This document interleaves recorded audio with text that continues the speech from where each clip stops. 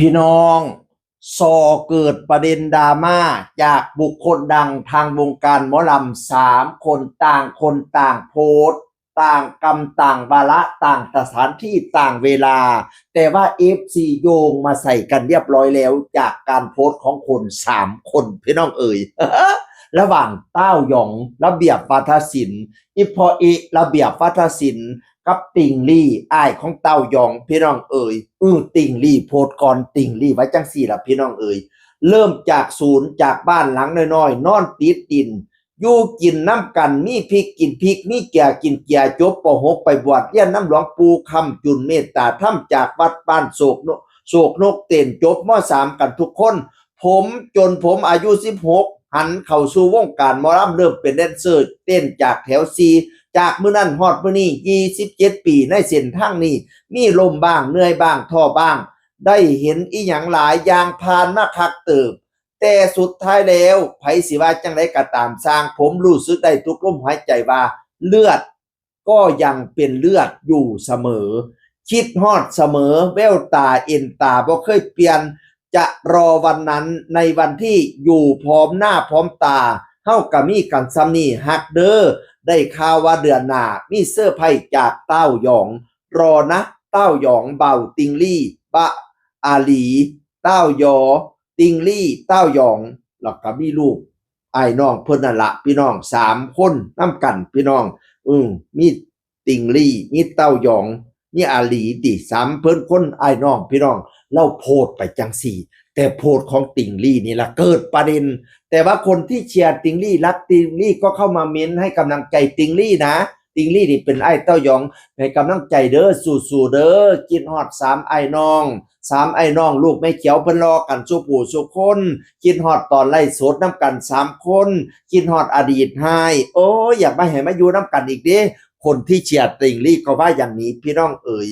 มันมีวลีเด็ดๆเลือดก็ยังเป็นเลือดอยู่เสมอคิดฮอดเสมอแววตาเอ็นตากับบ่เคยเปลี่ยนแปลงจะรอวันนั้นวันที่อยู่พร้อมหน้าพร้อมตากันพะนะว่า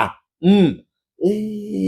วันที่อยู่พร้อมหน้าพร้อมตากันพ่อตั้งแต่ติ่งลี่โพดเด้อพี่น้องเด้อทางพอเอะระเบียบวาทศิลป์กับโพดคือกันเด้พอเอะโพดมีรูปหมูป่า7 ตัวกำลังเลียใบตองกำลังกัดใบตองเห็นใบตองอยู่แล้วพอเอะก็เขียนว่าใกล้เวลาจะได้ปล่อยกลับคืนสู่ธรรมชาติแล้วครับมาสันว่ารูปหมูป่าใกล้เวลาสิได้ปล่อยกลับสู่ธรรมชาติแล้วครับมันหมายความว่าจังไดพี่น้องเอ่ยหลายคนก็เข้าไปเม่นโอ้ยคือว่าจังสันอย่าเฝ้าปล่อยหมูไปเด้อหมูตัวนี้เป็นตาฮักหมูตัวนี้บ่ผิดมีผิดมีภัย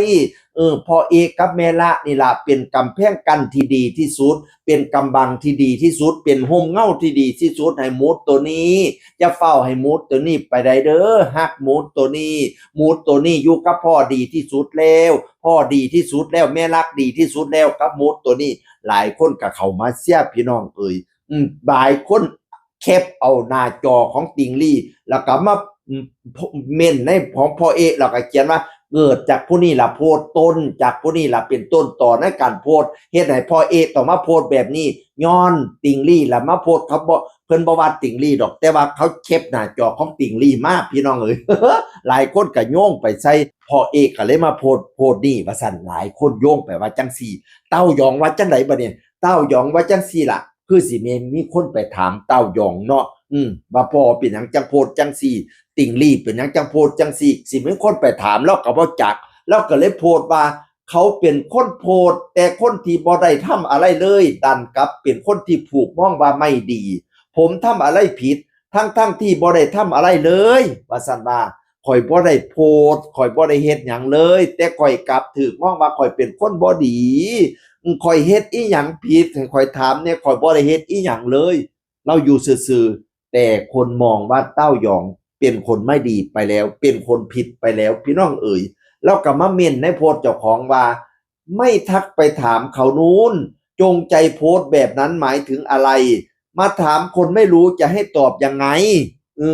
ซุ่มเจ้าเขาบ่ไปถามเขาพุ่นเขาจงใจโพสต์แบบนั้นเขาหมายความว่าจังใดเจ้ามาถามเต้าหยองบ่ฮู้เด้เจ้าหยองบ่มีคนแม่นคนโพสต์ หลายคนเข้าไปเม้นให้คำลังใจฮักเด้อบักหลาเด้อสู้ๆเด้อหลาเด้อเป็นกำลังใจให้เต้ายองสุขเสมอเด้อหลายคนก็ให้กำลังใจพี่น้องอยู่กับพ่อนี่ล่ะบางคนก็เข้าไปเสียพี่น้องบางคนก็บอกว่าโอ้ยคนโพสต์ก็โพสต์ไปเนาะบ่ฮู้ว่าการโพสต์เจ้าของสิเฮ็ดให้น้องได้รับผลกระทบโพสต์เป็นหยังคือบ่คิดแน่โพสต์แบบนี้มันน้องต้องได้รับผลกระทบแน่นอนพะนะว่านั่นน่ะหลายคนก็โยงไปใช้กันแล้วพี่น้องแต่ว่าต่างคนต่างไม่ได้ระบุนะว่าโพสต์เกี่ยวกับใครแต่ว่าเขาเจ้าโยงมาใส่กันเรียบร้อยแล้วพี่น้องติงลี่ก็ไม่รู้ว่าประสงค์อะไรในการโพสต์ครั้งนี้แต่ก่อนหน้านี้ก็เห็นไปเยี่ยมกันอยู่เนาะไปเยี่ยมฮอดเวทีระเบียบไปเยี่ยมฮอดอันซุ่มฮอดเต้นของเต้าหยองอยู่ได้ไป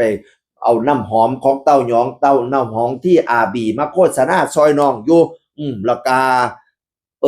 ไปถ่ายหน้าห้านหมอลำกับน้องอยู่พี่น้อง